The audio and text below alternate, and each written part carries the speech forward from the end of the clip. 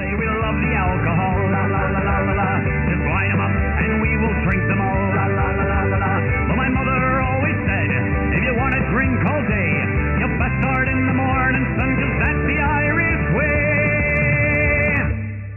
We don't get drunk, we get awesome, and every other mother will agree. We don't get drunk, we get awesome, so order up around for you and me. We don't get drunk, we get awesome, and every mother must agree. We don't get drunk, we get awesome, so order up around for you and me, and you and me, and you and me. Let there be whiskey. Hey! Once again to Nerds with Alcohol. I'm Russ. And I'm Chris.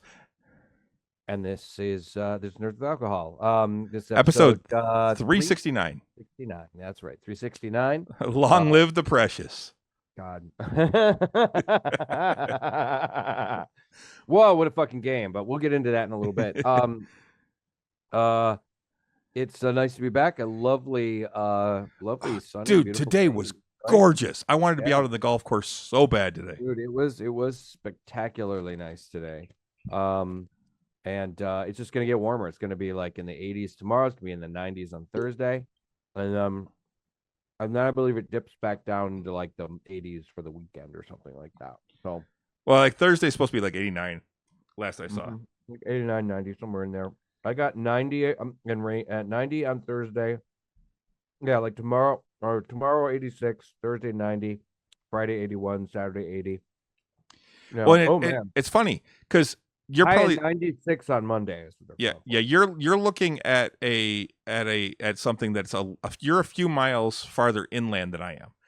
That's true. So what's funny is you're reading all those off, and all of those temperatures are about 2 to 3 degrees warmer than what it says for my city. Just a few miles closer to the lake, because the closer you get to the lake, the cooler it gets. It's weird how that happens, man. But muggier. Not necessarily. Sometimes The closer you get to the lake, it's also quite often can be muggier. it can be, but yeah, it's supposed to be only supposed to be like 84 here tomorrow.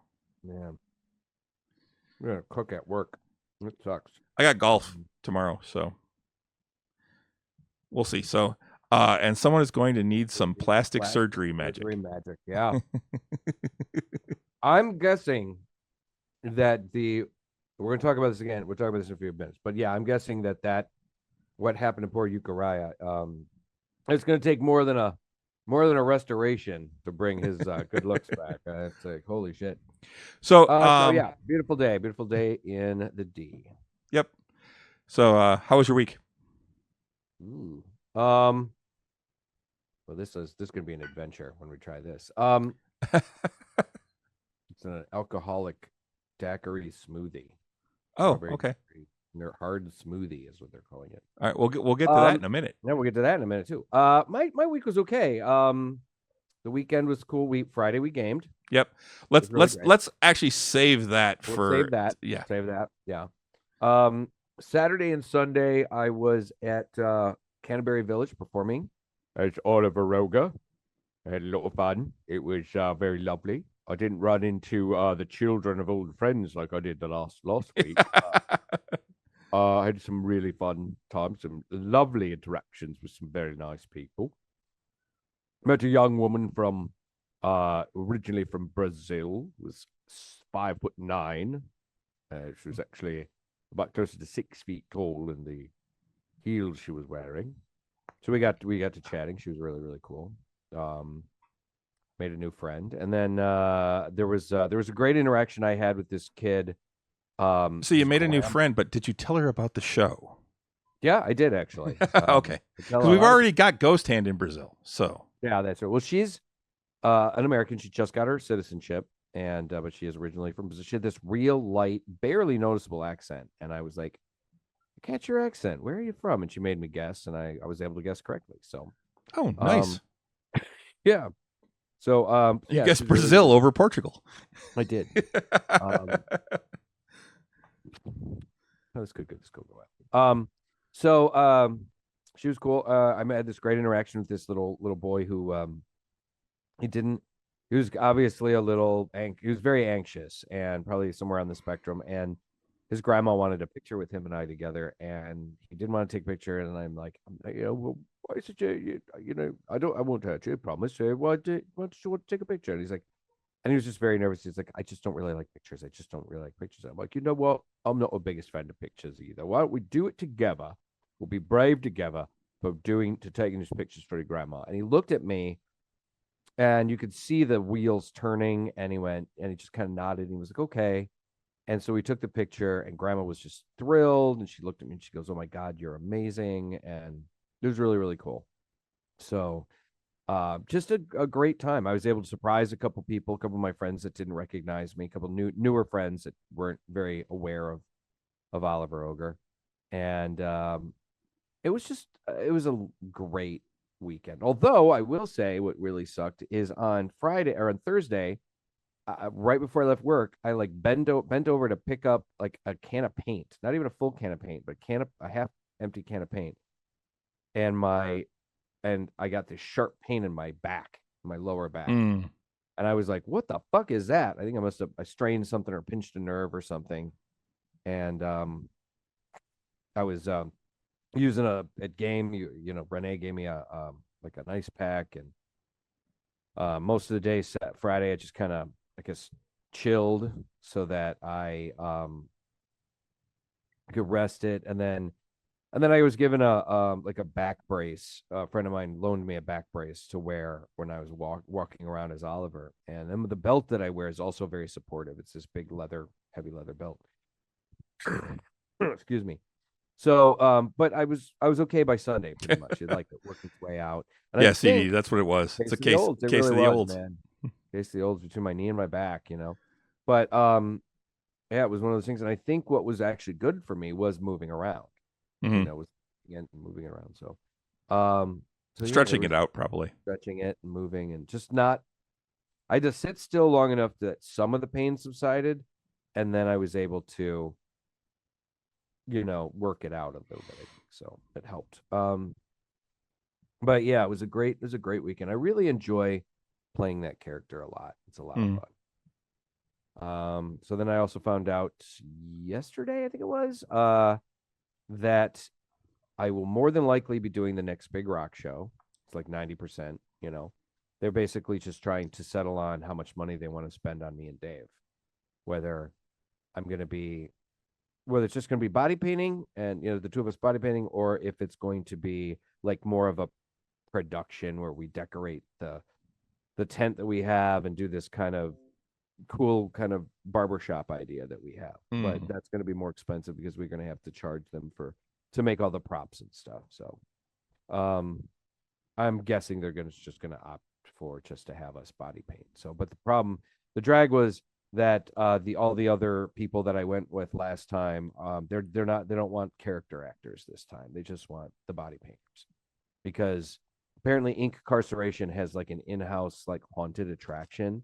So they already have a bunch of people running around doing character work. So they don't really need a whole bunch more. But that doesn't mean that that's not going to be the case for the ones in Louisville and Oklahoma afterwards. Oklahoma. I'm sure that joke is going to be bandied about quite a bit. So we'll see. I had a good couple of days. What about you? What was your couple of days? My weekend was pretty good. We had our game on Friday, which was excellent. And then we on Saturday I had my other game for the first time in, I think it's been like 8 to 9 months since they played. You haven't talked about it in a long time. And I missed I missed 2, and then we stopped playing, and we finally got back together after about 9 months. And I looked, and my notes from the last notes I had were dated July of last year. Were the last notes I had, and then I had missed 2, so it would have been August and September. And then, yeah, sorry about the ads, Ojipo. They make us a little bit of money, just a little bit. Not much. They get like 2 cents. But The anyway, so that was Saturday. We got, and actually it was funny is the guy that runs the game was like, we'll see how much gaming we actually get done. Basically, we did a recap and got to the next area where we were going to go, and that was it. Because we bullshitted so much, because a bunch of us, like, I hadn't seen the guy that runs the game in almost that long, in pretty much that long. I hadn't seen one of the other guys in almost that long. And then, so it was just all of us getting together and catching up and just BSing and, Like you do. Yep. Hey, thank you, CD. He just gifted Ojipo a sub, so now, Ojipo, you don't have to listen to watch the ads anymore. At least not for the next month. And you can thank CD for that. Enough of that nonsense. Okay, right. No ad for life. Yeah. I figured my OnlyFans would bring in the money. You know, you'd think there would be, you know, some revenue from that OnlyFans, but Tony, I am not. So, actually, that was something I heard. Not about you and OnlyFans, but about something. But I'll talk about that in a minute. But anyway, and then Sunday, we did a Father's Day thing over at Renee's parents' house, where we celebrated Father's Day early. I got something overflowing. I'll be right back. Oh, yep. Uh-oh. Too bad that's not on camera. We could watch the volcano going. But yeah, so we did a Father's Day thing over at Renee's parents. That was cool. Got together with the fam. Talked some D&D with her brothers, who are Russ got to show off all the accoutrement. Oh wow, holy crap! Yeah, learn to pour a beer, man.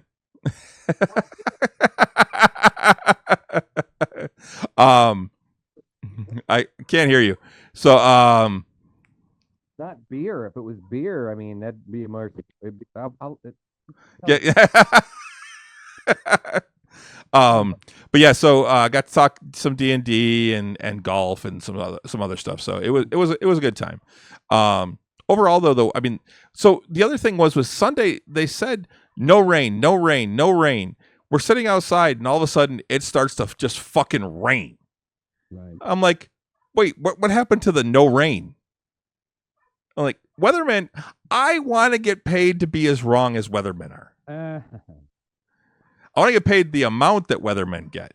Yeah. To get paid or to be wrong as many times as they are.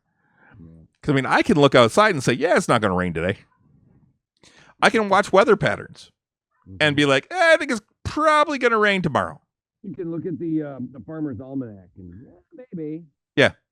You're kind of muted right now because of the way your mic is. Can you hear me? Can you hear me now? No, it's actually really muted. Maybe it's this. Wonder what's up with that. Talk about old man time. In case of the olds, pull the glasses down to be able to see. Can you hear me? I can hear you, but yeah, you're still sounding distant to me. How do I sound, guys? How do I sound on damn OnlyFans? You sound to me. You sound bifocals. To me, you sound like you're like talking through water. How about that? That's better. Okay, there's a little bit of fluid in my mic. Okay, that's actually a lot better. Suck it out, man. You just yeah, I did. That's what I did. I just sucked out. There was like a little bit of fluid in there, and I tasted it. It was the shit that from my drink, I guess. So it was the weirdest thing. This is nuts. Okay. So what was that overflowed? Well, what I'm drinking this week, I thought I'd give this shit a try, and it's a little weird. It's called Smooge. Smooge. And it's I've heard of smooged all Smooge. over. It's smooged all over my fucking desk because I was like, I wanted to pour it into a glass. It is a strawberry strawberry daiquiri. It's a strawberry daiquiri hard smoothie with real fruit, and from Lab. Okay. Now I've heard of Lab. I think they actually have. They might have a cider or two. I'm not sure. And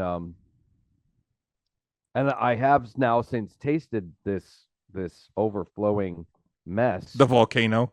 Yeah, I mean it's not terrible. It tastes all right. It looks kind of cool when you held it up. The way it was it's just foaming kind over. of- It's kind of yeah. Hang on, this glass is still really icky. It's icky. It's icky. It's icky. It's icky. Ugh. It's like It is not a pretty color. I'll grant you that. No, it looked like a brown. It's like a brownish pink. It's like a pinky kind of brown. Um, hang on. And it's almost all it foamed up really because I cracked the can and it started kind of foaming a little bit. I'm like, well, I'll pour this in Self-decanting. yeah, and I'll pour this in a cup or in a glass, and it just went. Whoogla. So here let's. It may have still been fermenting in the I think it was because especially if they use real fruit, that's I- additional sugars, and I bet it was still fermenting in the I don't can. know how long it's been sitting or it was sitting in the cooler at the store. I don't see a date on it. It is 5% alcohol. Not crazy. I'm gonna take another sip here. A sip of foam. Because that's exactly what all of this is right Yep. here. The majority of that at the top is all foam. Yep. So you're tasting the foam. Right. Well, I can't exactly tip it. Right. I mean, I it's know. really fucking full. Yeah, you're gonna be wearing foam then. Right. To try and get some of the liquid, I'll try when it. Yeah, I was say you foams a need little bit. another shower after the. Yeah. I'm just hoping this doesn't get overly sticky on my desk. It's okay. It's supposed to be a strawberry daiquiri. I'm getting the daiquiri kind of flavor, because strawberry daiquiris tend to be a Move very your mic. strong. They tend to be a very strong strawberry flavor, and I mean, I like strawberry daiquiri. Who doesn't like a strawberry daiquiri? I mean, they're basically Kool-Aid with rum. with a little umbrella. With a yeah, it's a With a it's twist? slushy. With a It's twist. It's a dude. It's a slushy. It's a strawberry slushy with rum in it. You Yeah, know, I mean, It's an there's- alcoholic slushy. It's How can you not- alcoholic Slurpee. Yeah, exactly. How can you not like it? Okay, deep breath. Woosah. The top hat was invisibly over his. Whatever. So it's a little on the tart side. It would be it will be interesting to see what the flavor is once some of these bubbles kind of I mean a straw would be probably ideal. I like a sweet drink. I mean, I'm like, they used to call the kind of drinks that I like. I mean, I'll admit they used to call them girly drinks because I like cocktails, and if I'm going to drink, preferably if I'm going to drink, I prefer something that is sweeter or tastes, good or whatever, to more of a sweeter palate. I'm not a big beer fan, I mean, I like it. I can like some beers, but you give me the choice between a cider and a beer, I'll take the cider almost every time, So this is okay, but it's not. I mean, I still got to figure out maybe what it tastes like when I get to actual the drink and not just Yeah. But it is very tart. Bendy straw. I think it is. Yeah. I think it is. He needs the crazy straw. I think this is something that Stella would really like a lot. Yes, I would prefer the crazy straw. I don't just. I want. Now here's the question: do you warn her that it's self-decanting, or do you just let her find out? Oh man, I forgot to talk about this great moment I had. Man, I'm getting the worst signal. My video keeps cutting out. I had a really great interaction at one point with one of the other entertainers at Canterbury. But real quick, he was this drummer, and he's real new to performing at Renaissance Festival type things. He's this younger guy, early 30s, and he's a drummer, and he's used to being like in rock bands, but he wanted to get into like solo performing. And so I'm just trying to. He started off last year. He's had a couple of small gigs. We're trying to give him some feedback and help him with some learning it, refining his act. And I said to him, like, you need to. Oh, Wingskook says hers is jumpy too.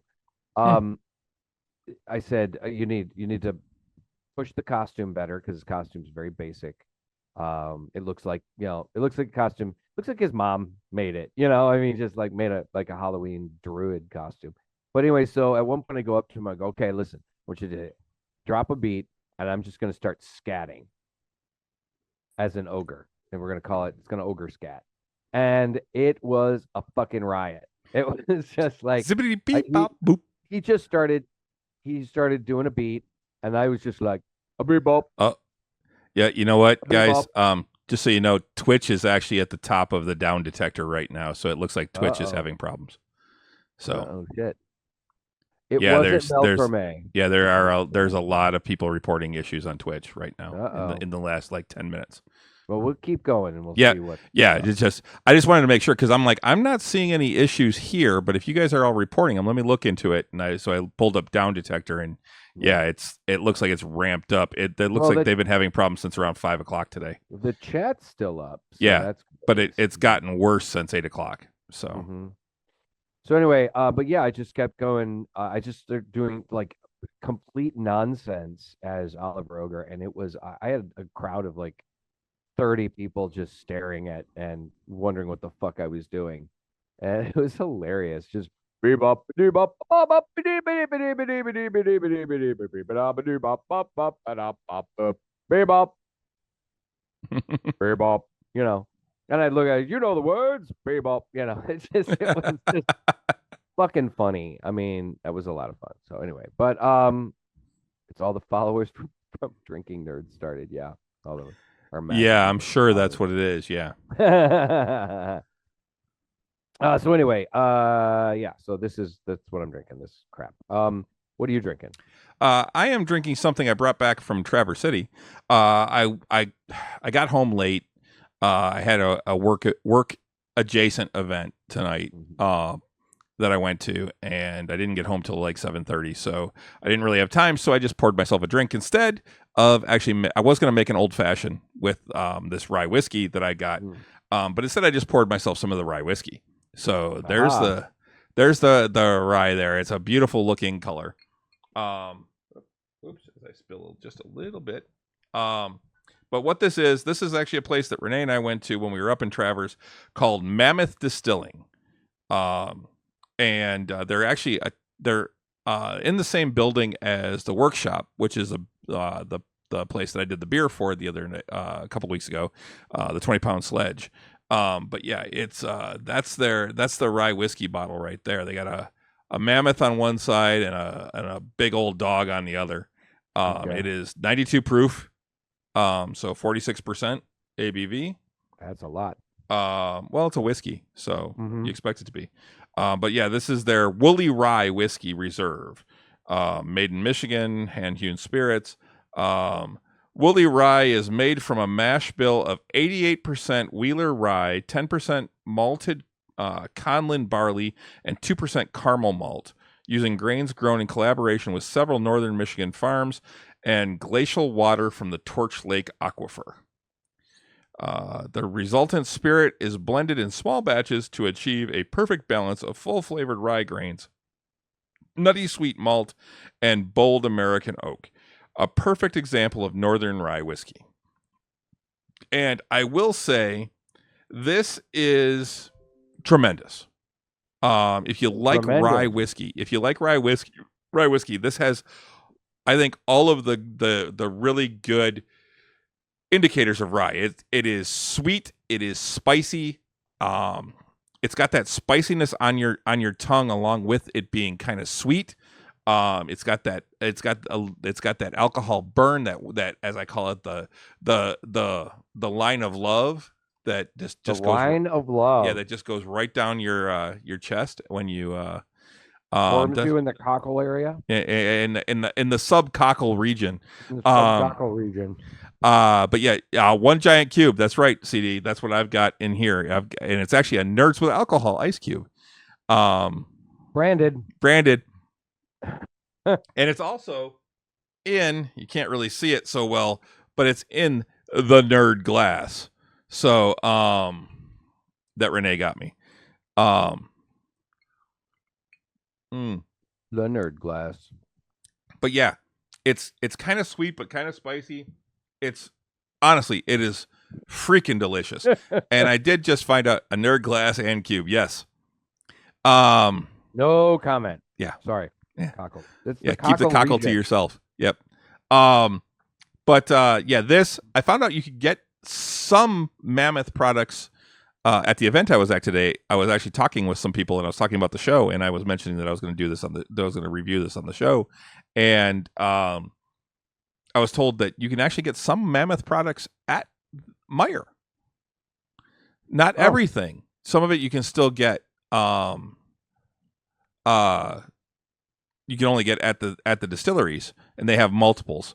But this particular one, I guess this is one that I might be able to get at Meijer. I don't know if it's this one. It's probably not this one. It's probably their actual bourbon. I can get it at Meijer, and I guess they have two different gins, and one of them you can get at Meijer, and one you can't. So, because I guess his wife, the guy I was talking to, his wife is a big gin fan too. So, Renee said, "I'm running out of branded things that I get for you for your birthday." Yeah, that's fine.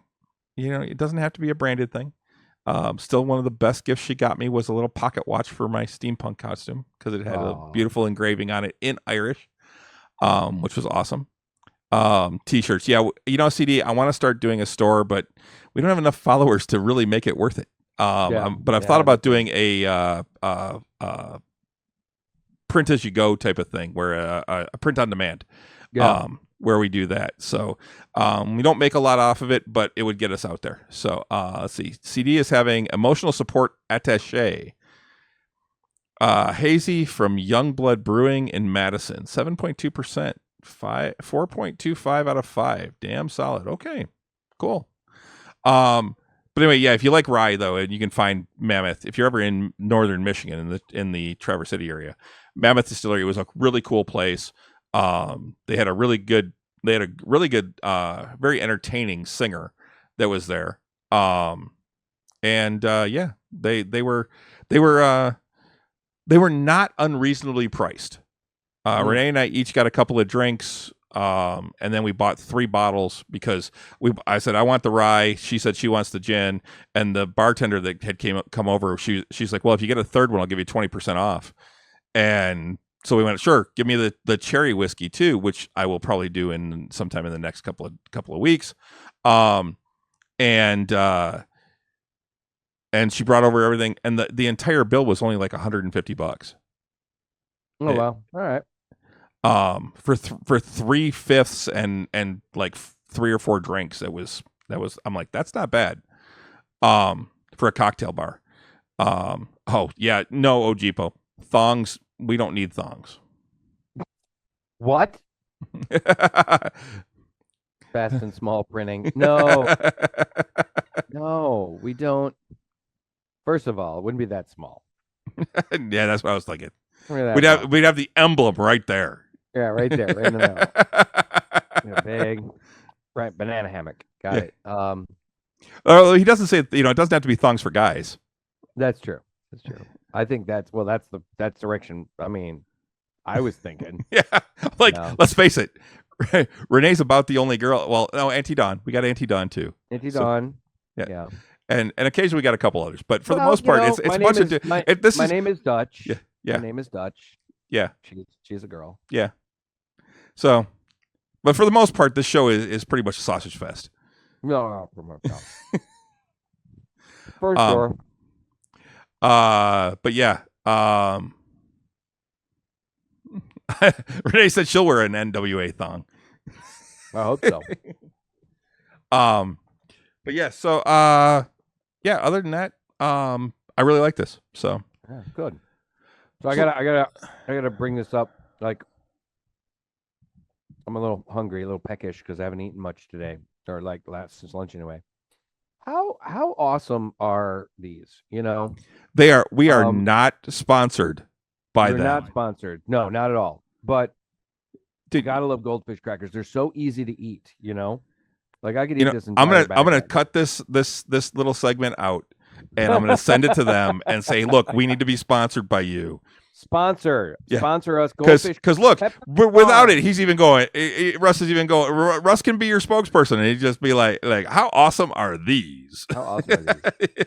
So a friend of mine from Ren Fair, her name's Lauren Booza, or well, her maiden name was Booza, Lauren, and she is actually Why would you ever change that? I know, right? She just got married, and she has Oh, CD or Ojipo does not like the goldfish. you know, Ew, like goldfish? gross. Oh, really?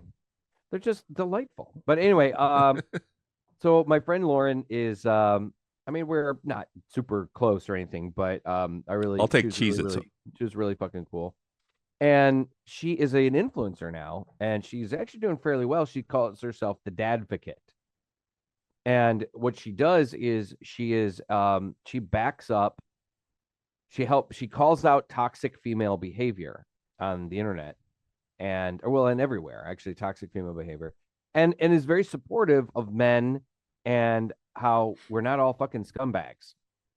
And it's actually, she's really great. She's really supportive. She's also, I mean, but the thing is though, she's not delusional or anything. She knows there are scumbags out there, but she also talks about the fact, you know, that there are a lot of men out there that get screwed by the system. They are good guys that are trying to do good, but they get screwed by the system or by, you know, angry women, or, you know, particularly when it comes to custody stuff and whatnot. So anyway, you can check her out. She's on TikTok, on Instagram, whole thing. You can just look up the Dadvocate, as an advocate, but with the D on the front. Anyway, I saw this commercial. I saw. So are you talking to her about being on the show? I would like to, actually, because she is a bit of a nerd too. She used to perform at Ren Fair, so I could maybe talk to her about it. She's got quite a few followers. But one of the cool things I saw, she did an ad. She did a sponsorship ad for Blue Chew. Are we familiar with Blue Chew? No. Have you seen the ads for Blue Chew? No. It's a boner pill. Oh, see, I guess I don't watch the same websites as you do, Russ. That I don't get those ads. Well, that's probably true.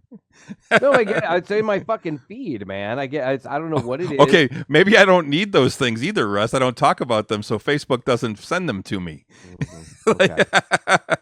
I've never tried one. I'll admit I'm curious as all fuck. I am curious about, you know, I've never tried Viagra or anything like that. Never needed it, but I have to admit, it just made me think of something. Because well, I have to admit I would be intrigued by that too. But I just saw a thing about so it was like a 91-hour erection is not something to laugh at, ladies. Hulu gives you all pill ads once they figure out your age group. That's probably true. No, but on my Facebook, see, that's why I buy Hulu with no ads. CD. See, there I spend the extra $4 a month. That's fucking worth it to me. Anyway, I was like, because a lot of the influencers, you know, they do these branded ads and stuff like that, and I was just like, holy shit, Lauren's doing Blue Chew ads, because Blue Chew is, you know, it's a boner pill, and it's a combination of Viagra and whatever. I'd do the ads if they paid us. Looking at right. Give me a bunch of samples. I'll even try it out. You know, user reviews, man. Whatever. But no, I've never needed a pill like that. But I am curious about giving it a shot. You know, fuck like a 20-year-old again. That would be at least once in a while. Wear Stella out. She'd be stop. Just stop. Just stop. Just instead of done already. So anyway, but anyway, yeah, it was just kind of funny. I was like, huh. I've been following her on Instagram, and she's really great and does some really cool stuff. Like I said, calls out toxic behavior on both sides, but you know, is very supportive of men's rights and stuff like that. And it's helpful because there are not that many ones out there. There's not that many people out there that are going, hey, you know what? You know, dudes, yeah, they're some dudes are dumbasses. But Renee said, just be careful your back. Just be careful.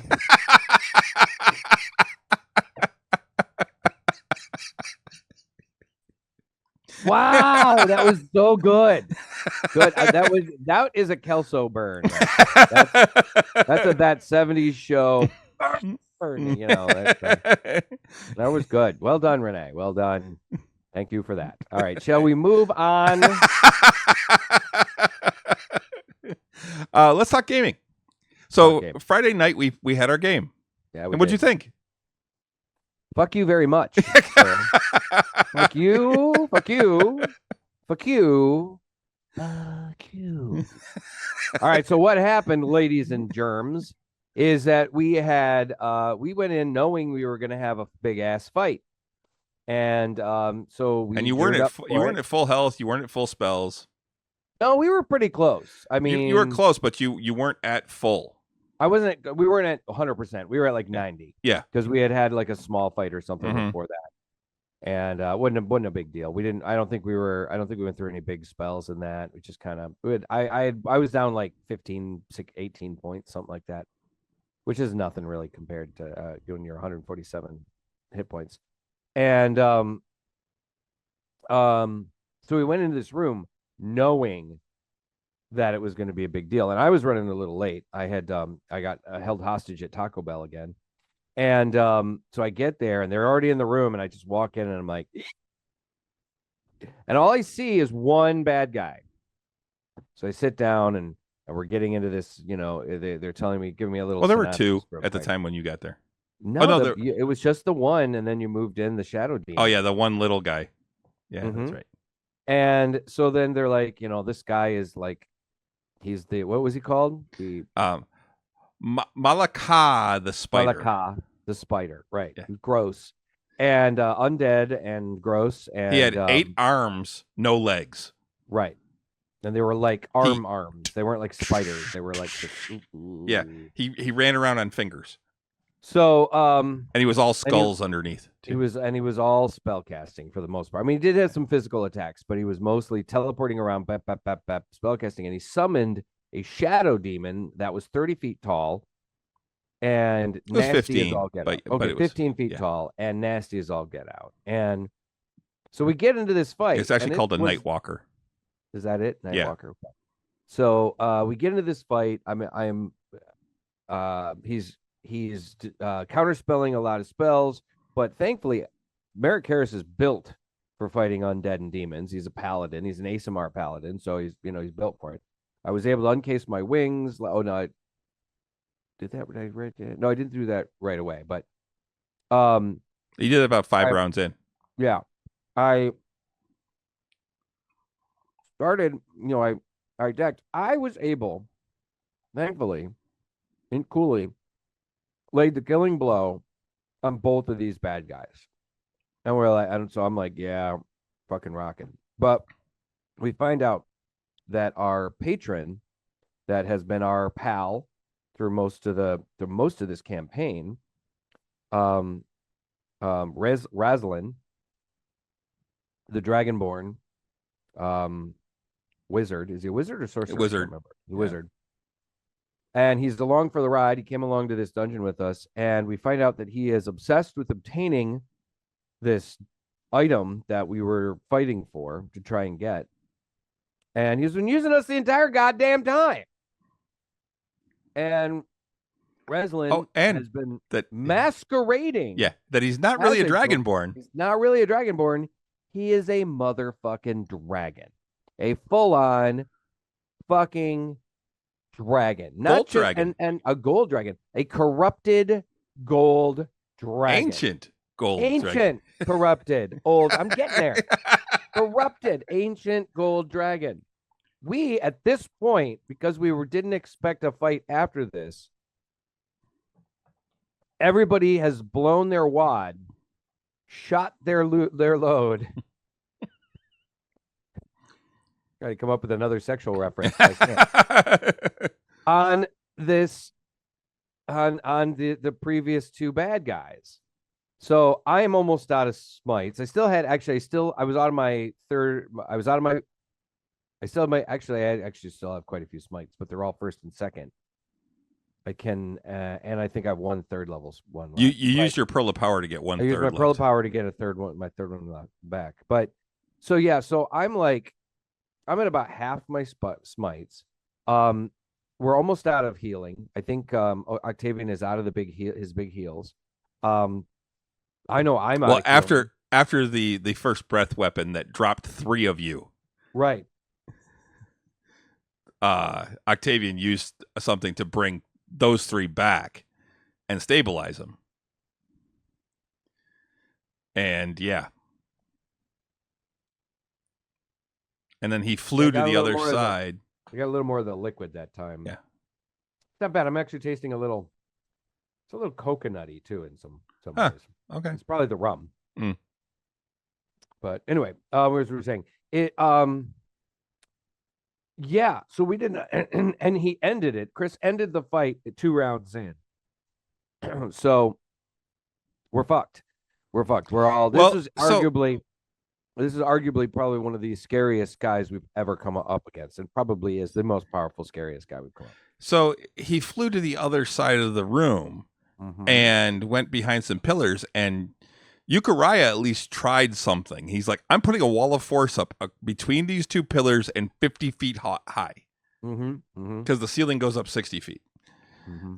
So there's still some openings on the side, but they're smaller. I thought I didn't use seduction. You'd be surprised, man. Use what you got. Use what you got. You were saying? But no, there's still some room on the sides, but it's very small. And it's just a matter of whether or not he gets his breath weapon back. That's what we were talking about on the weekend. That's what everyone's worried about. And yeah, Renee said we need to talk to him. And that was the thing. She's like, okay, can you give me a hint? Can we reason with him? I'm like, you can certainly try. She's like, that's not a hint. Not him. You can. I mean, there's almost always a situation where you can try and reason. Well, and with so somebody. When we were talking this weekend too, she was even mentioning that she's like, we've been playing this game for 4.5 years, and for 4.5 years, I have tried to get Chris to slip up and tell me something and give me any little hint, and he doesn't. I've gotten him when he's drunk. I've gotten him when he's sleepy. He has not given up. Renee, have you tried whispering in his ear in an intimate moment? Get him when he's really weak. Get him when he's really weak. That's what it is. You got to use your feminine wiles, babe. One of these days, I'm going to get you to slip. I'm going to slip something, all right. Just going to slip you a Mickey. But yeah. Overall, though, I mean, I had a blast with that. It was a good time. It was a hell of a fight. It was a really good session. But I will reiterate, fuck you. Fuck you very much, and go fuck yourself. So yeah. But we'll we meet again not this Friday, but next Friday. This Friday, which would be the 14th, but the next Friday, which is the 21st. Yep. And we will see what we see. My guess is that, because that's the other thing, the black sphere that we're trying to get away from, what was his name again? The spider guy? Oh, Malaka. It looked like Bob and I both looked at each other, couple old school gamers. We were like, God damn it, if that's a sphere of annihilation, you know? But it didn't act the same way as the sphere of annihilation. So I don't know. It could be anything. But it really reminded me of the old, sphere of annihilation's magic item that you could encounter every once in a while in D&D. Nasty stuff. Nasty. And it was even funny because we both looked at each other and were kind of, and Renee was like, "What?" We went, "Nothing, nothing, not a thing." So yeah, there was a part of us that were both like, "Oh God, what?" Anyway, the sphere is slowly floating towards our dragon buddy here. So my guessing is that he is going to get that thing. If he does get that thing, he's going to piece the fuck out, and then he will be the guy, the next big bad that we have to go after. And which is a bummer because like I mean I know Renee always had a suspicion that he was a bad guy, that he was rotten, but Merrick Harris did not, or Klimbram did. Merrick Harris was taking him at his face value. I don't. He didn't really think Reslam was some, self-serving, guy using us for his nefarious purposes. So, oh, and that was the other thing. When he did his breath weapon after he turned into a dragon and did his breath weapon, Euchariah held the staff out instinctually, and he only took half damage, even though he failed his save from the thing. But then the still staff went down or something. But he still went down. But the shaft also shattered into 3 pieces. Right, and we find out that he was the one that shattered it into 3 pieces in the first place. He used to, like he has history with Vecna, basically. Yeah. And he's said things like, my love, he promised that I would, I could, if I get this, that I can bring my love back. Yeah. So, and at first we were kind of like, I mean, well, it could be it could be a child though. It doesn't have to be necessarily like a love, but that's probably what it more so sounds like. But yeah, it was really something, man. It was a really great session, and I am very much looking forward to the rest of it. Damn it all. So, but yeah, so my guess is he's going to get the thing, he's going to peace out. But I mean, that's just my but he's going to beat the fuck out of us on the way. So unbelievable. Unbelievable. But I thought it was a good session, and I'm really looking forward to the next one. It was a good session. It definitely was a good session. It just was frustrating. Because that's the thing. If we had been full up, it could very well have been a more even fight. But we weren't full up. We weren't prepared for a second boss battle. And so a second boss battle is making us go, oh, damn. Damn it all. So we're not, we weren't prepared. Yep. So we shall see. So, damn it, Chris. Yeah, CD said, now Vecna will need that blue pill that Russ mentioned to get the staff back precisely. up. He's going to need that to get the staff back up.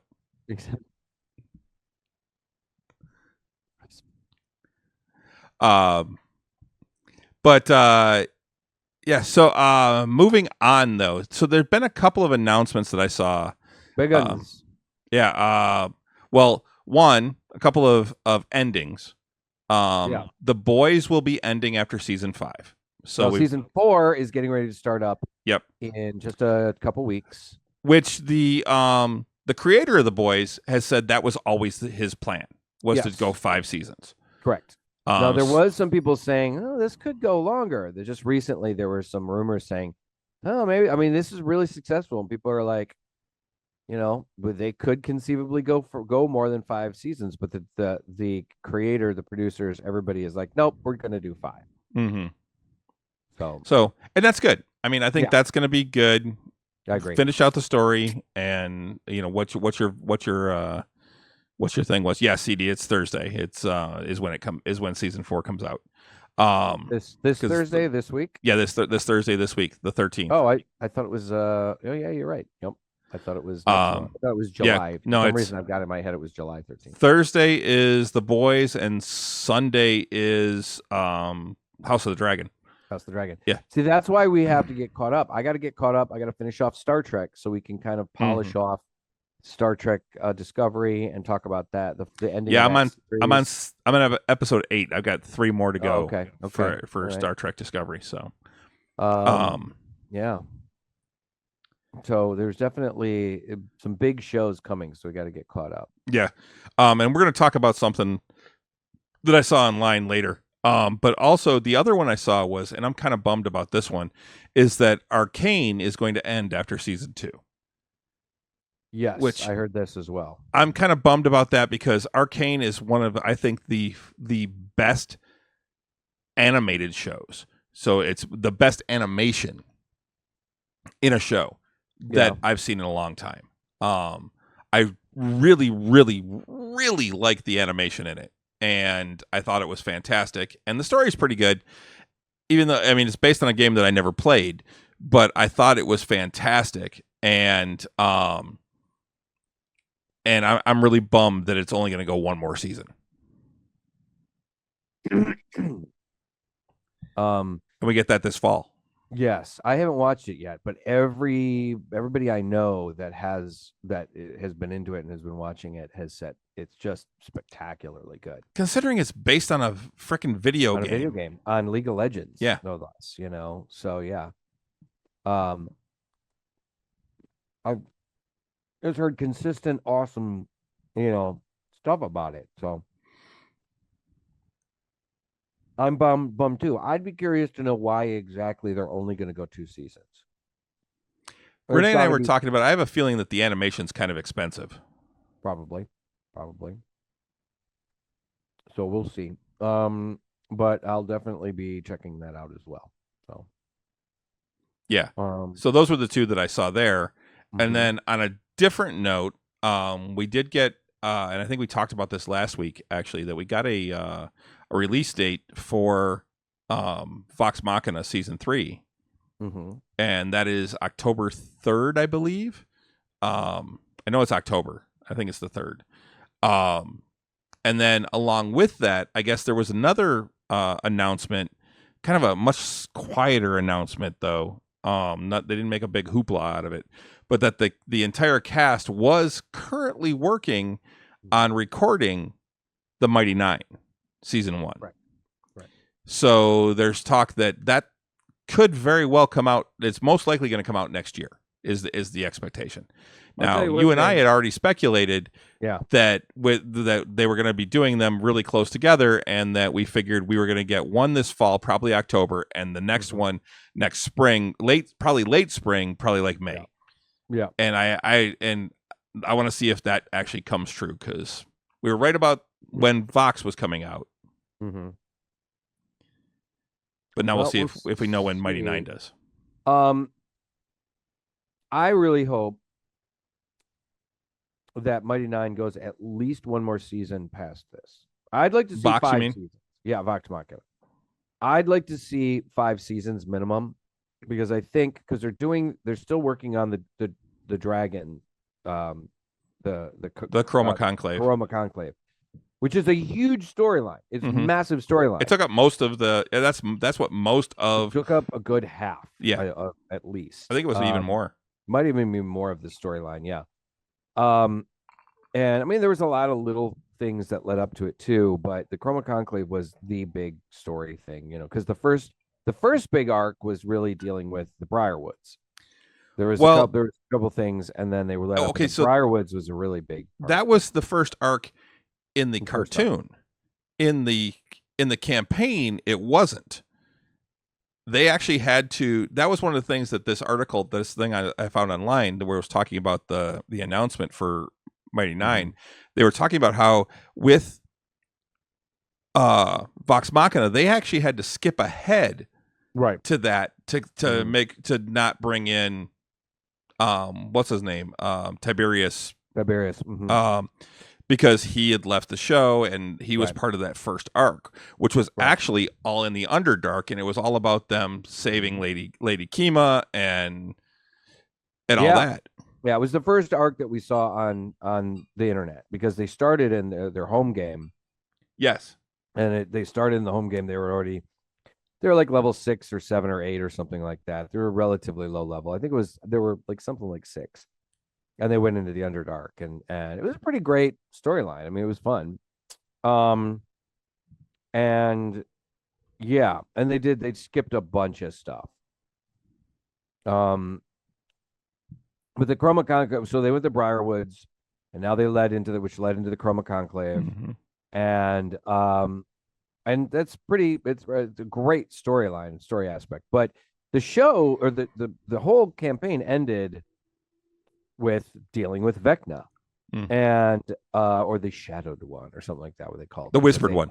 The Whispered One, because at the time, although they were partnered with D&D Beyond and they were partnered with and they were using 5e, they hadn't quite developed quite the relationship with Dungeons and Dragons that they have now. It's not just that. That's Matt's Pantheon. Right, but it was still Vecna. It is Vecna, yes, but it's the in Exandria, he's known as the Whispered One. Right. The Chained Oblivion is another god that's from other D&Ds. A lot of those gods they're just renamed from D&D for Matt's Pantheon, and I'm fine with that. Rename them for your world. Right, exactly. I mean, they're all just this iconic kind of things anyway, for the most part, So anyway, I feel like there's definitely enough story there to go at minimum 2 more seasons. I'd like to see season 4, and then maybe season 5 is where they wrap up the whole Vecna storyline. And in fact, this season would be the end of the Chroma Conclave, and then the next season would be winding up with the Whispered One and doing all that. I would like to see the next season 4 and season 5 dealing with the Whispered One, and how they get through that and everything. And then at the same time, then we also have, the Mighty Nine, and their show. So now it's awesome. Yeah. Now, one of the things that they said was,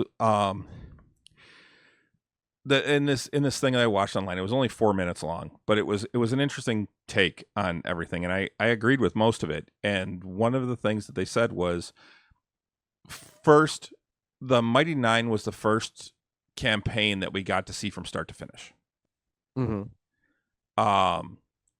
2, it was immensely more popular on a viewership basis than Vox Machina was. More people watched it. More people. It has come in polls. It is the number 1 of the 3 by a substantial amount above Vox Machina. That's something. That's really saying something. That's really saying something, because Vox Machina was still really good, and Vox Machina is what got them famous. I mean, it's what made they started with that, and it's what kind of got started the ball rolling. Yeah, and I think when they started the Mighty Nine was when people had discovered or heard about a Critical Role, but they were like, I don't want to jump in the middle, so they started with Vox Machina. I mean, with the Mighty Nine, because they were able to start at the beginning. Yeah. Well, their sound quality was a little bit better, and I mean, they had done some things to improve their production value. I personally think the Mighty Nine was the best. I liked Mighty Nine over Vox Machina. Is that what you started with too? I watched a little bit of Vox Machina, but really I did really kind of get into it with Mighty Nine.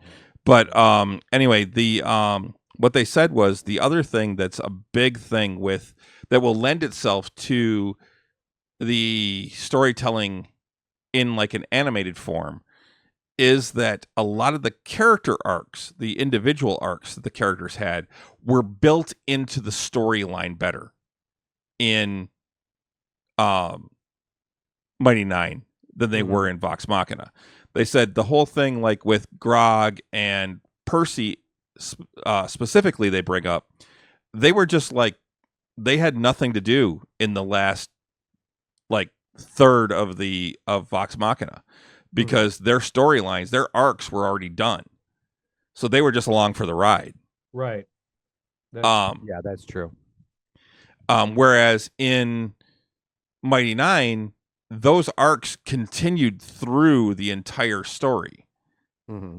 I'm looking forward to seeing when they get to it, and I'm figuring it's not going to be till season 2 or 3 of Mighty Nine, but I want to see the interaction between Jester and the Hag with the whole cupcake and the dust of deliciousness. Oh my God, for real, dude.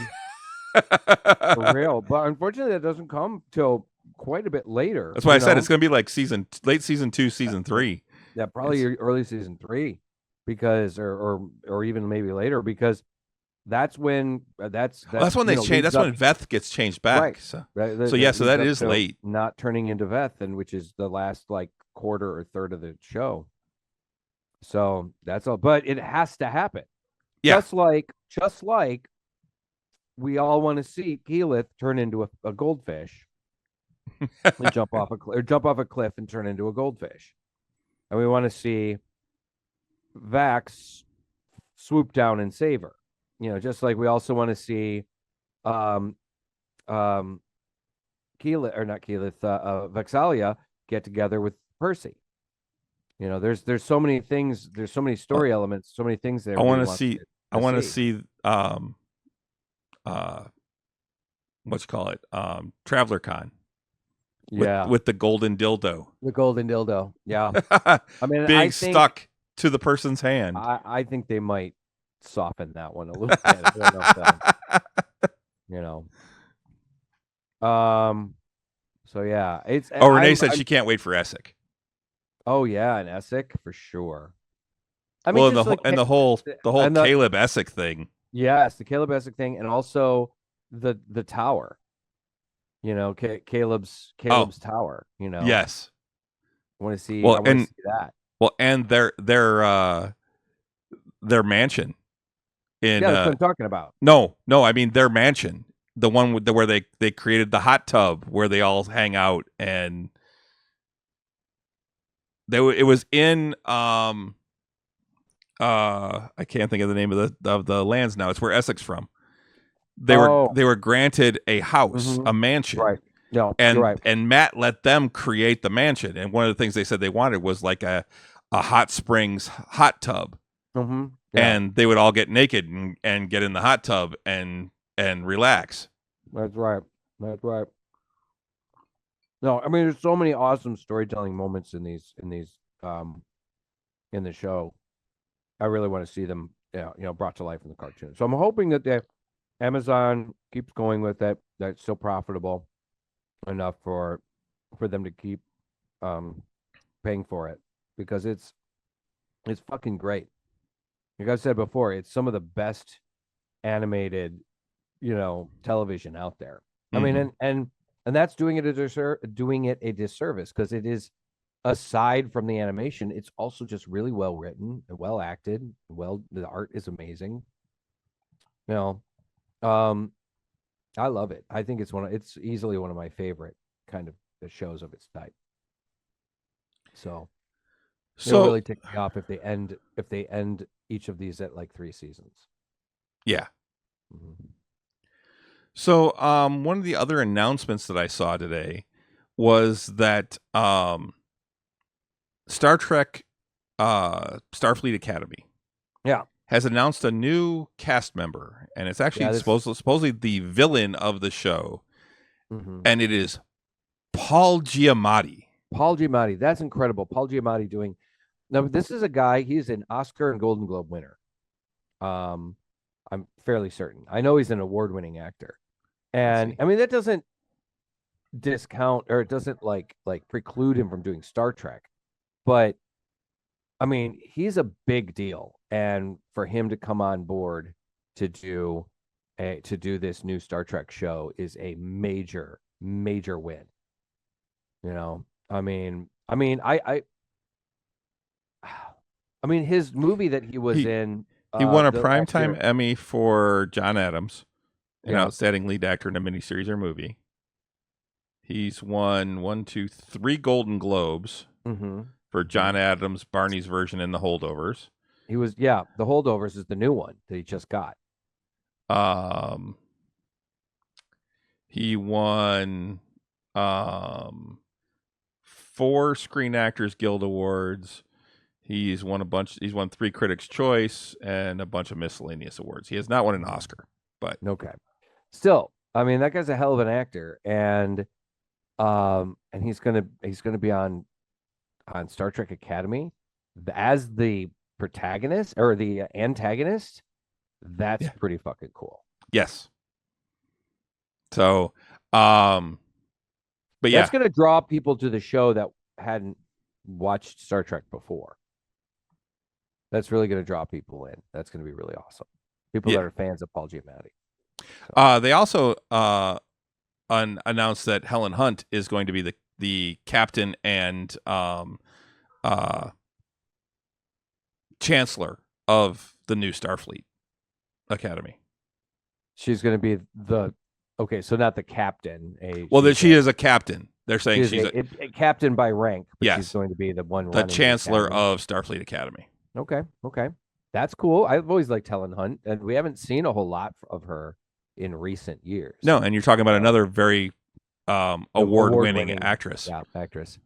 And that's great. I mean, I've always felt like Star Trek has always needed, not that it needed the validation, but it deserved to have like A-list actors in it. You know, every Star Trek show has deserved A-list actors. And because that's the thing, you get a new Star Trek show and you'll get 1 or 2 upscale actors, and then the rest are like either B or C level actors that are getting their big break, or they are just starting out, like the actress who played Tilly, who's pretty much new. You know, Stamets has been the guy who plays Stamets has been in Hollywood for years, but he's always been one of those, you know, character actors, those guys that you see around in different things. Same thing with Dr.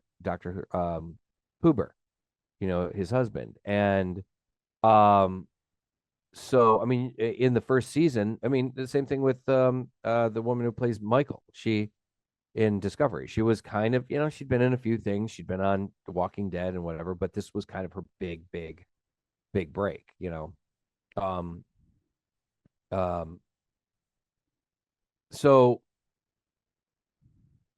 you know, but then Discovery also had Michelle Yeoh, and that was it, right? Michelle Yeoh. Yeah, right? Michelle Yeoh. Yeah. And then you had Jason Isaacs too in the first season, you know. So you had some faces, but you know, they moved on or whatever. They, you know, I mean, we saw Michelle Yeoh again, but I just feel we're going to see her again. We are in their first Paramount Plus Star Trek movie. That's coming up pretty. I don't know exactly when it's coming out, but I believe they have finished principal photography, and now they're just working on they're basically Section 31. I'm excited. I'm excited to see how that pans out, because she's still in the past. She's still in the past of Star Trek. She's not in that future that they're in right now. So yes, yeah, because she went through the portal before they went forward. Right. Yeah. She got the fuck off. Yeah. So yeah, I'm really excited to see that. Yes, Renee, I know how you feel about Jason Isaacs. How does Renee feel about Jason Isaacs? Jason Isaacs. Yeah. Okay. I think we can't go past the nerds without mentioning DS9. DS9 had 2 Oscar winners. Yeah, Stamets was on Broadway he was a big Broadway guy, and he'd done a bunch of different things. I mean, he was one of the original cast members of what's the fucking the one Broadway show takes it's the one that takes place in the early 90s. Rent. It's Rent. It was one of the original cast members of Rent, and he's in the movie Rent. 7 of 9. She was the actress that kind of turned Voyager around, believe it or not, adding that sex appeal, and they started like Renee just said 7 of 9. Yeah. I mean, they created that character to add sex appeal, and then they honest to God, thanks to the influence of Jerry Ryan and some of the other people on the show, they were able to make that character just really awesome. 7 of 9 ended up becoming like just this fantastic character, that went beyond just the tight outfit. So it was really cool to see that, and then to see her develop on Picard and whatnot too. Mhm. So one of the other things, going back to Vox Machina real quick, we also got the I haven't watched it yet, but they've dropped the opening title sequence for the Oh, yeah? show.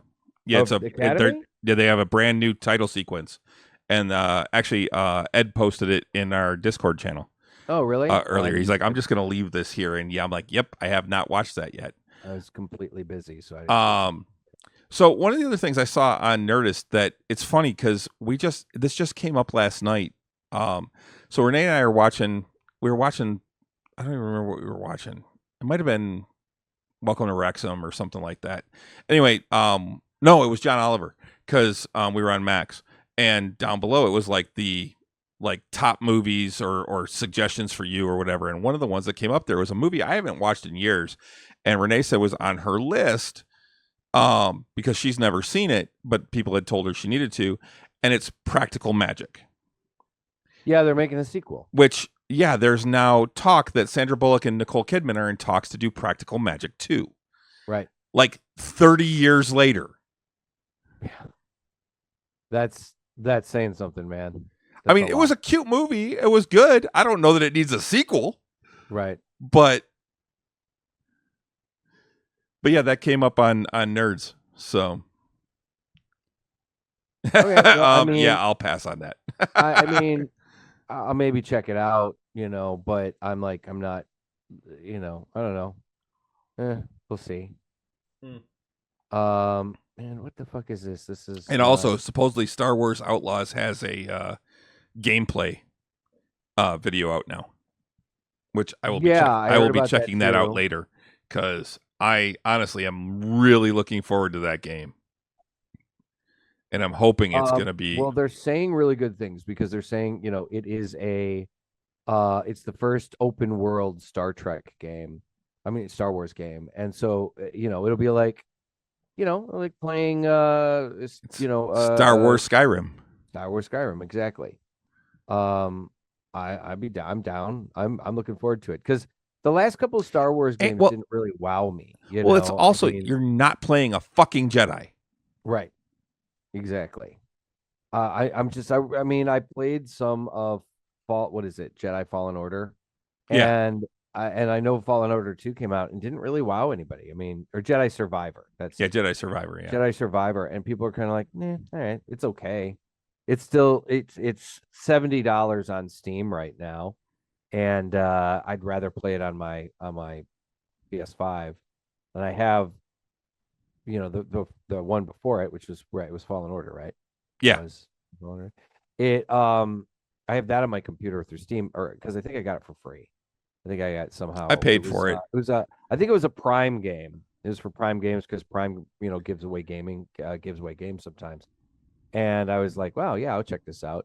And it was okay, but it didn't grab me. I didn't jump up and down and scream about it. My problem with it, and we've talked about this before, was that it's one of those games that you only have certain save points.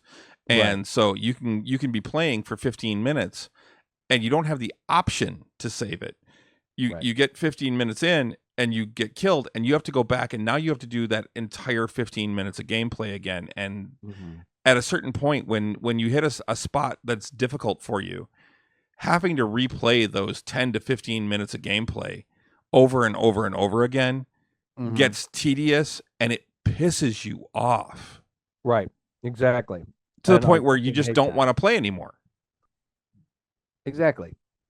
It ultimately pisses you off, and I'm just like, no. And that's what got me to stop playing the game. I hit a spot where I was having difficulty getting past it, and rather than just lowering the difficulty level, I wanted to play through it. And I'm like, all right, let's see. And I went through. Oh, nope, I'm back. All right, well, all right, I'll play. Wait, are you sure it was Helen Hunt? I thought it was Holly Hunter. Holly Hunter, that's what it is. Yeah, Holly Hunter. Yeah. Okay, but still, also, awesome. That's what I meant. Yeah.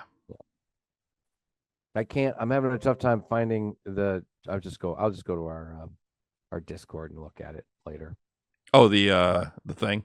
Yeah, I was looking for the I had YouTube up on another screen, and I was like, I'll check it out later. Is it Those in alliterative names NWA? Is just it get me mixed up. sure? Helen Is it Hunt, in? Holly Hunter. Is it in Tavern Nights? Is It's it in in Tavern Nights. 2K? Yeah, it's in our Tavern Nights chat. Um, Oh, I thought he dropped the Legend of Vox Machina season 3 opening title sequence. I Not thought the he Star did. Trek. I thought that's what it was that I saw in there. Yeah, that's. I thought you said he dropped the Star Trek Academy. No, it's the opening sequence. trailer. No, Oh, there's no opening. There's nothing for Academy yet. Star Trek Academy. Okay, that's what I was confused by. But No, yeah, I said going have back to seen- Vox Machina, they dropped I the see. Okay, they dropped the title sequence. I see. But yeah, I'm also seeing this article that I didn't even know there was a second one, but I guess there's a third Anne Rice series coming to AMC. Oh yeah, which one? The Talamasca. I'm not familiar. I didn't know there was a second one, to be honest. Yeah, the Witches of Oh, the Mayfair Witches. Mayfair Witches. Mm-hmm. Okay, An Interview with the Vampire. So I knew that one, Mm-hmm. which I wanted to see. But yeah, I guess they're calling it the Immortal Universe. And it's the series based on her novels. Well, right on, man. This is the Psychic Order of Scholars, the Talamasca. The only thing one of the few things that is keeping me like, I mean, I don't want to get AMC Plus. I just don't need another fucking streaming service, but I really would like to watch Interview with the Vampire. I think I've heard it's so good. I may end up just buying the series. The DVD set. Mm-hmm. Because I hear it's just really spectacularly good. Yeah, and that's the thing. I'm like, I don't know if I want to buy it just for one season or one series. Hey, just out of curiosity, did you get the new Vecna book? Yes. The Eve of Ruin? Yes, I did. Because I hear there's some really great artwork in it. I haven't looked through it enough yet. Like, there's a picture of like the Vecna when he's still alive, like with another ancient character or whatever, just discussing the end of the world or something like that, or discussing. I'll have to look through it because I actually haven't leafed through it at all because I haven't had a chance to. But it's in the bookcase downstairs. All right. So, Star Wars: The Acolyte. We can talk about that a little bit. I know you haven't watched it yet. Not yet. The third episode comes out tonight. It's Ojipo, I agree with you. So I'm not sure about it yet. I think it's got potential, but there's supposedly, I haven't read the article. I saw an article about where the showrunner tries to explain why Yoda's not in it. And that's been a choice, I guess, to not put Yoda in the Acolyte.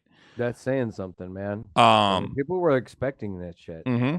I mean, it's only 100 years before, the other ones. It's like, well, then Yoda should be there. He'd be like 700 years old.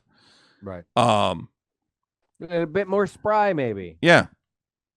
But the idea that they really push how all these people that are in this show, including Carrie-Anne Moss, and in the first 15 minutes, she's no longer in the show. She's only essentially a cameo? Pretty much, yes. Huh. That it's interesting. I'm waiting to see what's it's a big universe, Chris. Just as Captain Marvel. Yeah. You're right. Yep. Stunt casting. Yep, it kind of was. No, I think it's only supposed to be 100 years before Ojipo. Maybe it's 300, but either way, in that case, then Yoda's 400 years old. So, and then he should be quite spry. Yeah, or 500 years old. So yeah, he's when 800 years you be. Yeah, he'd already been a Jedi Master at that point. So I like how a friend of mine was saying that I liked how they were depicting like some people do not like the Jedi because Mhm. they're the fucking cops, you know? Yeah. They're basically enforcing laws that, you know, quite often they're like, because they're like federal marshals, basically. They're moving around, Yeah. judge, jury, whatever.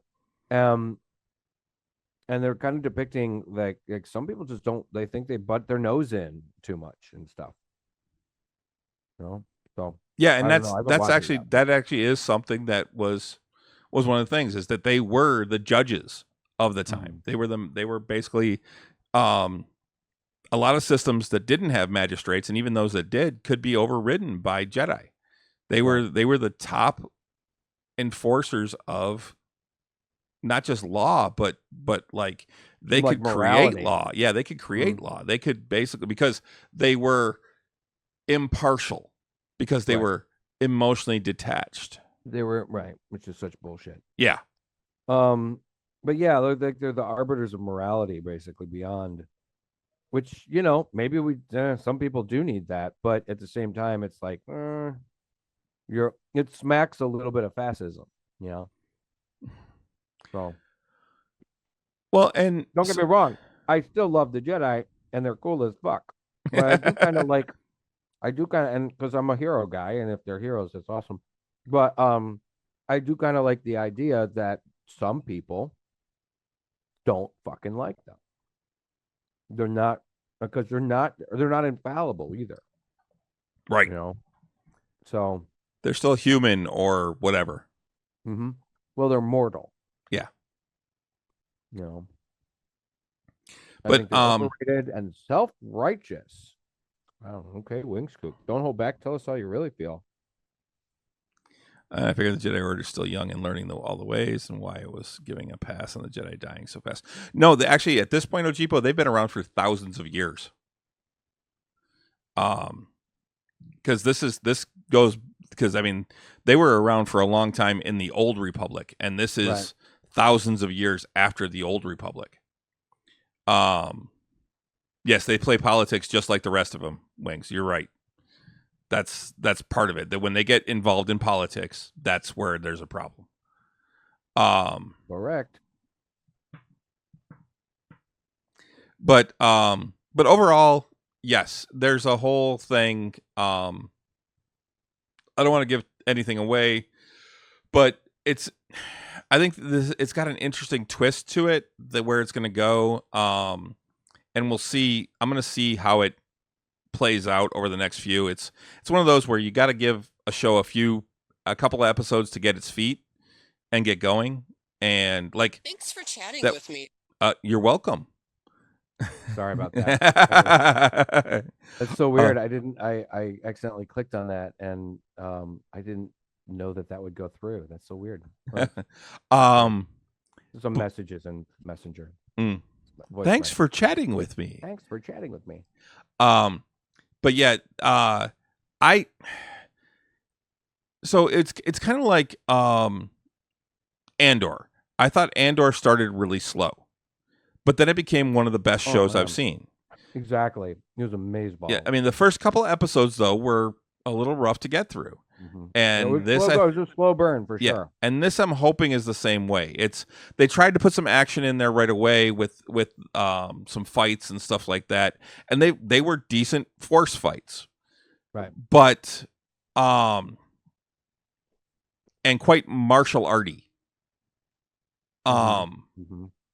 But we'll see how it goes. I mean, I'll watch the next couple episodes and see. I mean, I'm gonna watch the whole season, and give my opinion at the end. But right now, it's just kind of meh. And we'll see how it picks up from there. Because I mean, I thought the same thing of Andor after two episodes. It was kind of meh, right? But still ended up being awesome. So, but it did still end up being awesome. So, moving on. What was I going to say? Oh, the Summer Game Fest happened over the weekend, and there was a whole bunch of reveals, a bunch of different things that got revealed. One in particular was the new Dragon Age game. Now, we haven't had a Dragon Age game in a number of years now, so this is the new big one. And people were looking at the trailer. Is it the Veil Guard or whatever? The Veil Guard. The Veil Guard. Yeah. The Veil Guard. And Dragon Age: The Veil. I saw an Guard. article on that. And at first, people were thinking, "God, is this going to be like a Diablo kind of game or something like that?" But it is an RPG. It is going to be a little bit different from the previous iterations, as in the design elements are going to be tweaked a little bit more. But So, sorry, a little more. CD green. said Mary is a closet bad boy. What? Merrick Harris is a closet. Merrick Harris. Yeah, Mary. He called you Mary. He's not Mary. Only my mother calls me Mary. Only my mother calls me Mary. Sorry. Funny. Go ahead. I've noticed. It's funny. I've been listening to my accent when I do him a little bit because I haven't actually had the opportunity to speak for him all that much lately. But my accent keeps slipping, and I was like, I watched Brave. We watched Brave when I was in Columbus one night after we got done. We all kind of like hunkered down and watched Brave, and that's Scottish. Mm-hmm. And I was like, man, I think I'm bleeding into Scottish a little bit too much because I know my accent is Irish-ish. It's not really, very. And according to our friend across the ocean, and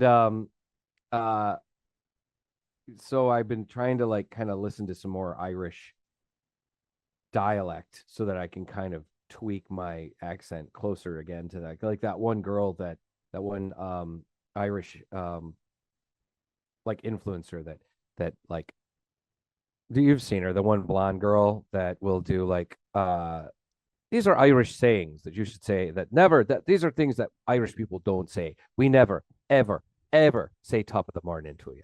Like that. I have to remember that to throw out the THs and be sure to make sure that I say they're all hard T's. Things. It's always a hard T. Oh, it's a hard T. No, so things like that. But I was realizing my accent as Merrick Harris was slipping a bit. What kind of chat? It was just a friend of mine. I was helping out, talk to a friend of mine yesterday, and she was like appreciating it. So, I mean, Drizzt in that game could not get hit. Oh, in Origins. In Origins was so much. I mean, honestly, I didn't play Origins.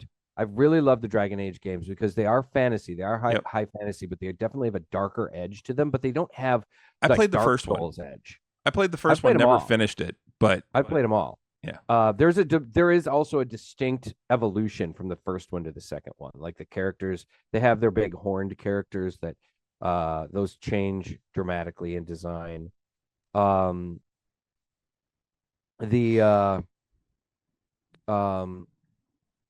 It actually, I mean, like from Origins, the very first game to the second game, there's a good jump in quality and in gameplay. Now they are what is it, e-games or no, what's the Dragon Age? It's a BioWare game, so they also have a very distinct kind of gameplay, just kind of like Mass Effect is also BioWare, but it looks like Star Wars: The Old Republic is BioWare. Yep, they also they're really good. Actually, Outlaws is a BioWare game. Well, they released the trailer yesterday, but then they released gameplay footage, like 20 minutes of gameplay footage today, and it looks really fucking good. I'm definitely going to be picking that one up. Hopefully, that one comes to PlayStation because I think there were a lot of games that were promoted to be exclusively for the Xbox, I think, too. Well, I thought Dragon Age was actually created originally as a PlayStation game. I think it was originally, but now that's the other thing too. A lot of these games, they're talking about. There's a great deal of push to do away with exclusivity. Because there are a lot of game companies that are struggling right now, and by having exclusivity, you're very much cutting down on the profitability of certain games. And because if a game doesn't come out on PlayStation, that's cutting out like a huge audience, because PlayStation is outselling and has outsold Xbox 2-1, at least 2-1, might be even 3-1. there's been the PlayStation 5 has been massive success compared to the Xbox. Now granted, if you have an Xbox, a lot of the games that are available on Xbox are available on PC through Windows, through Microsoft. So that kind of balances it a little bit, but it not enough. There's a lot of people that are really upset still, and myself included, that Starfield is not available on the PlayStation. I really want to play Starfield on the PlayStation. I'm playing it on my computer, but I really want to play it on the PlayStation. And that's the other thing people are worried about the next Elder Scrolls game. Is it not going to come out on the PlayStation? So I think a lot of these companies are trying to get away from title exclusivity. So the PlayStation 5 has 66.2% market share.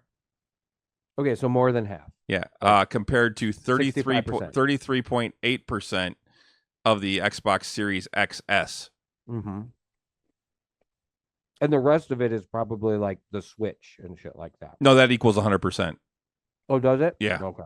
So like they got basically 2/3 to 1/3. Mm-hmm. That's massive, dude. That's massive. So if a game is not available on the PS5, that's cutting out a massive gaming community. Mm-hmm. And it's shooting them in the foot. I mean, if Microsoft owns ZeniMax, which owns Bethesda, that's a huge, and Bethesda is one of the biggest game companies in the business, makes some of the most popular games of all time, particularly with Fallout having this massive resurgence in popularity. Fallout 4, there's been a huge resurgence in the popularity of that game, and Fallout 76 recently marked 20 million people playing the game. It's never been that high. Even when it was released, it wasn't that high. 20 million active players playing Fallout 76 one weekend, like 2 weekends ago. That's ridiculous. Holy shit, Every time I played that game, even when it was even after they had fixed it and it was like people were enjoying it and playing it a little bit more, I still rarely ran into other humans. I'd see 2 or 3, 4 or 5, maybe upwards of 10 on the map, because you can pick them out on the map. That's enough people to where you'll have huge amounts of people milling about and interacting with each other and teaming up and stuff like that. So that's a huge thing. So if Bethesda, if their next couple of games are not released on the PlayStation, I'm guessing, Starfield is coming up on its 1 year in the summer. In fact, they also released a trailer for the new expansion for the game. And it looks amazing. It looks fantastic. It's going to be releasing more options for ship design and base design. There's going to be a whole new addition to the main storyline, featuring the House of Arun, another faction of humanity that went out into space. There's going to be a big, massive add-on, basically, to the existing storyline, and a bunch of other things too. And then today they also released another update, because there was an update like 2 weeks ago, and there's another new update today that's releasing even more new stuff for it. They're doing big things with Starfield right now, and Starfield is going to have to float the company further while they continue to develop the next Fallout game, which could come sooner than they were originally anticipating because of the popularity of the show, and to continue working on the next Elder Scrolls, which could, some people are even saying, which could still take so much time to make that it may even skip this generation of game consoles and go to the next generation of game consoles. And the PS5 and the PS5 and the Xbox XS, whatever, are only 4 years old. I think 5 years old. Came out in 19, did they? Or 20? I think they came out in 19. I don't know. So there's still at least another 5 years of age going, of gameplay for the PS5 before it really Yeah. starts to peter out. So anyway, I'm a big proponent of no game exclusivity rights. I mean, I think it's terrible. I think we got that. Yeah. So anyway, there were a bunch of things that were released for the Summer Games thing. That was the big one for me, was Dragon Age: The Veilguard. It looks really cool. I'm really excited for it. I don't have a listing in front of me of everything that got premiered, but there were a bunch of really cool stuff. And maybe next week we can go into some detailing about some of the things that were revealed, because I did not have the spoons to be able to do that today. Well, one thing they did talk about, Doom: The Dark Ages, is a big deal. They're talking about that. It's a Doom game that is apparently it's either time travel or it's kind of a thing, but a Doom game, but it's been set in more of a fantasy setting. So that could be interesting. I've never been a big Doom guy. Played it a bit, but when I was younger, but I've never been a big first person shooter, and that's pretty much what that game is. It's a first person shooter with a little bit of a storyline to it. And it's just I always needed more for me in a game to get into before that kind of thing. They also premiered a bunch of stuff about Assassin's Creed Shadows, which is the next big Assassin's Creed game, which is going to apparently take place in feudal Japan.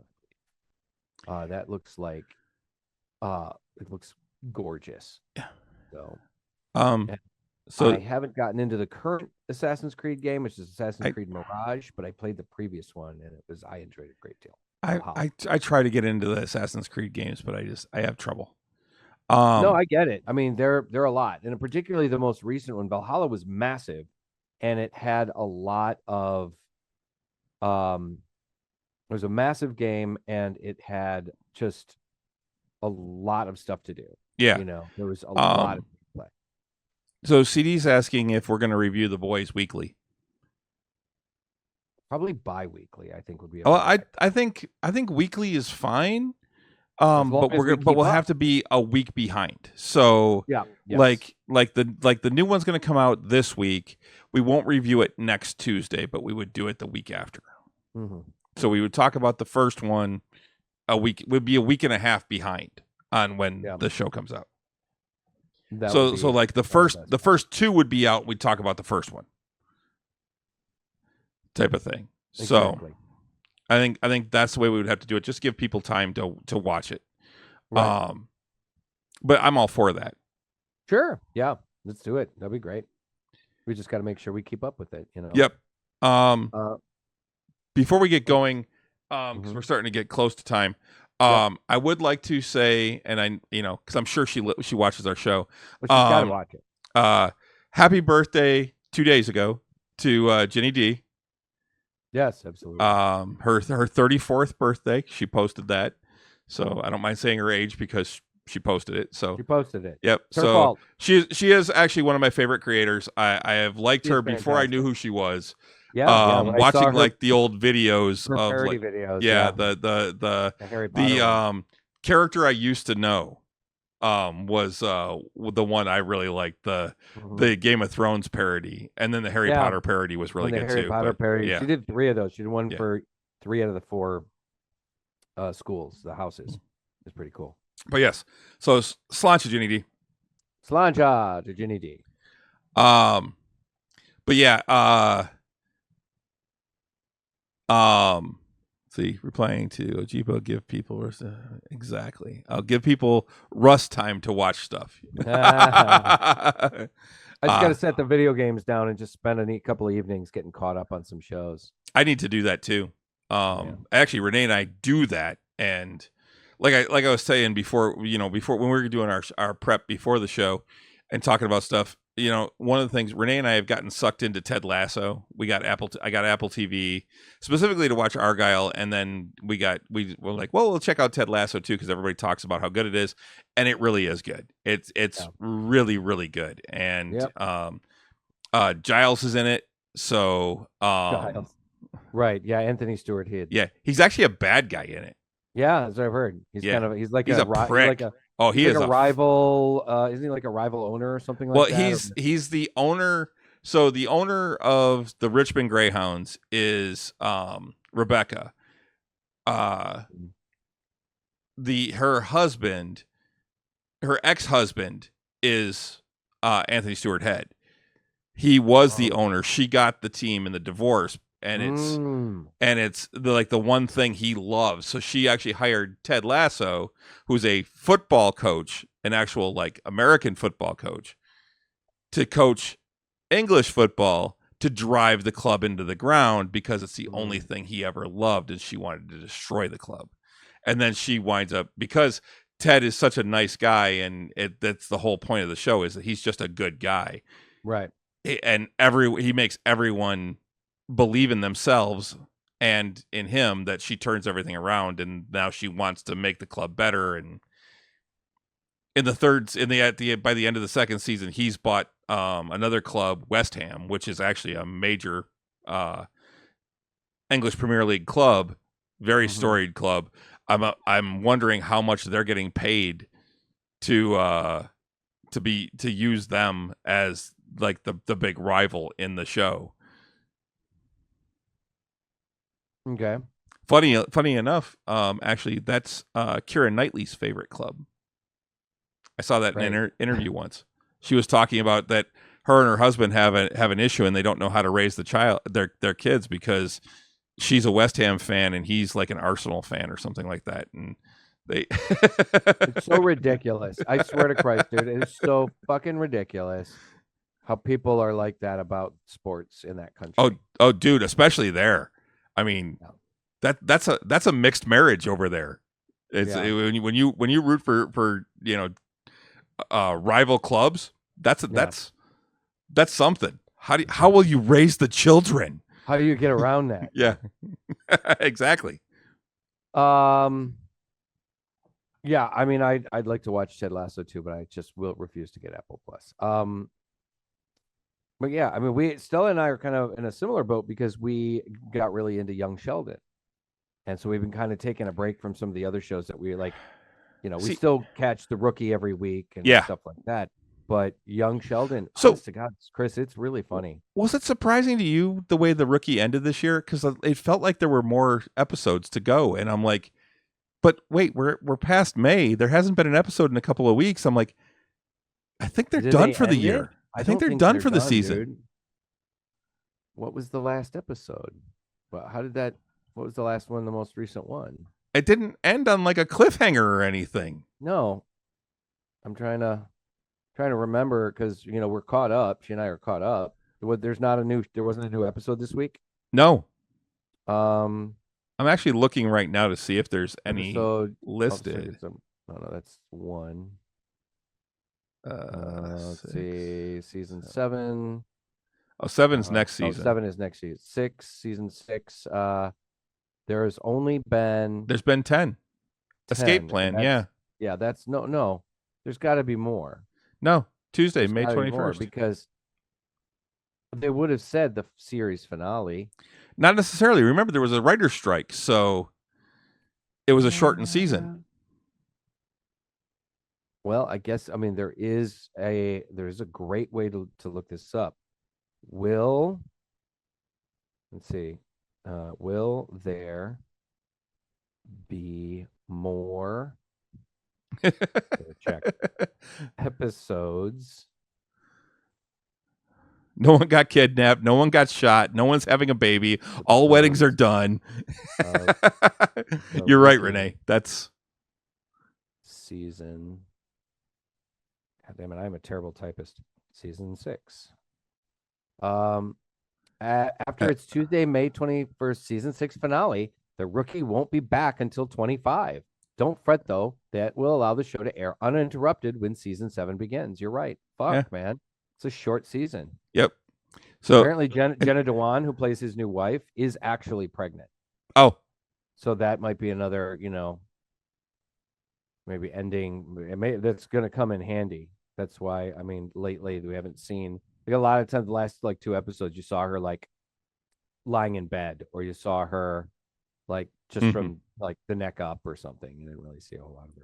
and yes, Renee, I am a State fan, and you are a U of M fan, but that doesn't even different. come close to the rivalry That's different. of like Chelsea versus Arsenal or Chelsea versus Liverpool. This is kind of gross, dude. Like looking at the At the residue.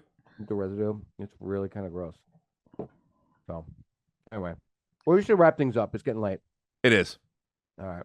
Well, thanks for joining us, guys, on this lovely Tuesday night here in the late spring here in Detroit. Yeah, almost summer. 10 days.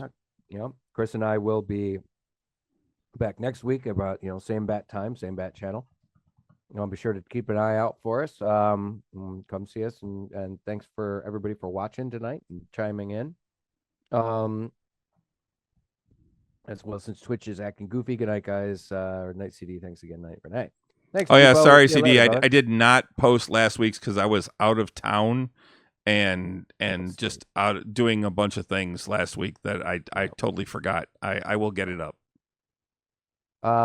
So yeah, that's about it, man. I mean, be sure to tell all your friends about us. We are in all the places that you can find quality podcasting, and we are still trying to get to that 100 follower mark. Yep. Looks like we lost somebody. We're down to 92 again. It looks like. Yeah, but we got somebody new too. Sam King's Sourceship actually just started following us Friday night. Okay, that's really cool. Yeah, we did. We had there during the game. Yep. So yeah. So and yes, Ojipo, go State, go green, go white, go sports ball, and go Oilers. They're down 2-0 to the Panthers in the Stanley Cup Finals, but I'm rooting for them. Although it's hard not to root for the Panthers goalie when his name is Bobrovsky. Right. You got to say it with a Russian. Bobrovsky. But yes, I think I just heard a boo from the other room. I think that's when the Go Green Go White came through. Yeah. Yeah. But yeah, remember you can follow us on most of the social medias. We are on Facebook, Nerds with Alcohol Show. We're on everywhere else, Drinking Nerds. If there's someplace that we're not and you want to see us, let us know. Post it on Facebook, send us a message, whatever. Always be sure, chime in on the Facebook pages, chime in if you're in the Discord. If you want to hear us talk about something, you want to hear our opinion about something particular nerdy, we're always looking for ways to expand the conversation. We're always looking for people to be on the show. We've got friends that we're looking to get on. We're going to be having on. We just got to actually do it. That's the thing about Chris and I are busy guys, and we love doing the show. And we have plans, but it's implementing them that is difficult. So, yep. So, I'd love to do this full time, but I can't. Yeah. So join us next Tuesday. I will. Well, maybe next Tuesday. Next Tuesday is going to be iffy because I'm going to be in Columbus, and Renee has classes. Your turn to be in Columbus. Yes, and Renee has classes, and I'm going to exotic Columbus. Ohio. Yeah, I'm going to the evil land of the Hoosiers, or not the Hoosiers, of the Buckeyes, and if I were a true U of M fan, then it would burn me to even step foot into that city. Right. But you're not supposed to even go there. Yeah. Anyway, so I'll be there next week, and I don't know that we'll be able to do it because I won't be able to run the podcast from the hotel most likely, and Renee will be in class. So we'll see that. So we'll see. If anything, it might be one of those where we might be able to do it a little later or something, but we'll see. We can talk about it. Otherwise, it'll be 2 weeks when we're back, and we'll be back next Friday when I do get back from Columbus for the next D&D game. So get the Starlink hookup. Yeah, my buddy has that, and he says it works great. He's actually been pretty happy with it. Alrighty. He's got it. He's retrofitting like an old like box truck into a camper. And his plan is he's got a 100% remote job. He does the same thing as me, but he's doing the whole thing. He's got solar panels on the top to power it. He's doing the whole thing. But yeah, his plan is basically that he can work and travel the country. Well, sounds good to me. Because he never has to be in the office. So I'm like, that's actually pretty awesome. Unfortunately, you can't build floats on the road. No, you actually have to see. That's the thing. You can't do your job remotely. Yeah, you're kind of hands on. Yeah, and it's getting harder and harder to do our jobs thanks to AI. Don't use AI. Don't use AI. Don't use art AI things. They're often they're bad and they're wrong and they're evil. Yeah. So, but anyway, go. All right. So have a good week, everybody. I think on that note. Until next time. Slancha. Yeah, that wasn't great, but I got I don't have a glass that's really going to clink real well. So, all right. Have a good week, everybody. Good night.